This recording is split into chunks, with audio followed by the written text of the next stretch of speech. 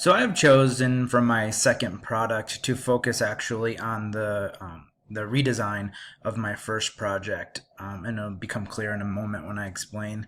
So this, what you're looking at right now, is a project-based learning rubric designed by the Buck Institute of Education, and that my an organization that my school is working with, and it's essentially a rubric that shows best practices in teaching. And as you can see from here, as we go from beginning to developing to gold standard, just like with any rubric, obviously the goal is to get teachers and students through the projects from beginning to gold standard. So just like with most rubrics, I feel like this original document, while it has a good place in our teaching, I feel like it's very wordy and it's not very eye-catching, and it doesn't draw your attention to the important aspects of this rubric. So what I've decided to do, and I'll pull up the second rubric, this is the redesign that I chose to do, and I'll focus this a little better. So the redesign that I chose focuses a little bit more on not only, still it's focusing on engaging in coaching right here. However, within engaging in coaching, I broke it down into 4 of the primary areas of engaging in coaching, which I felt were deemed appropriate with the rubric. So the 4 areas you can see here on the left: project goals, student willingness and motivation, questioning, and expectations. So when I do my trainings, which I will be facilitating training sessions with teachers who are implementing project-based learning, I'm going to show them this rubric, and hopefully it'll be clear with when you're engaging coaching students through a project, it's important to have these 4 aspects on the left. And as we go through, it's important to work from becoming a beginning PBL teacher to developing to gold standard. And so what I want to call attention to with teachers when I go through this rubric is a couple of things.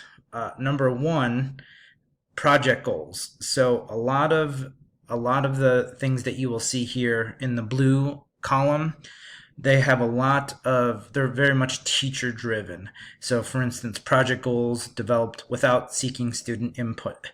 So when any teacher starts a project, it's important to have goals, and rather than not do a project at all, if it is teacher driven at first, that's fine.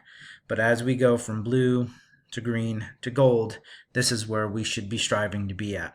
Students and teachers, as appropriate for students' age, co-define goals. So I like that word co-define, and these are directly the terminology from the Buck Institute. Again, I just made it a little more visually pleasing, aesthetically pleasing, but the sentiment is still there.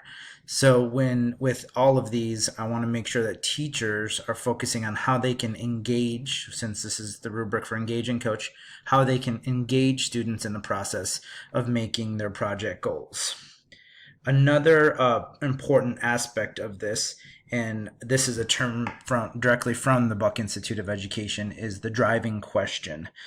So the driving question is the overall arching sentiment that drives everything in the project. So in this one, they are used to guide inquiry. Again, student questions are generated, but they're not used to guide the inquiry.